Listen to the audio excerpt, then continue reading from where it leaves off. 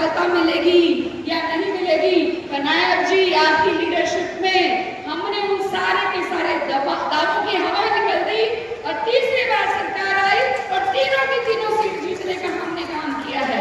मैं आपसे अनुरोध करना चाहूंगी मुख्यमंत्री जी कि ये जो रेवाड़ी की जनता है उस पर आप इसी तरह से प्यार बरसाते रहेंगे और इसको प्रदेश का अंतिम छोर ना मानकर इसको प्रदेश का पहला छोर मानेंगे और बार बार यहाँ पर आते रहेंगे।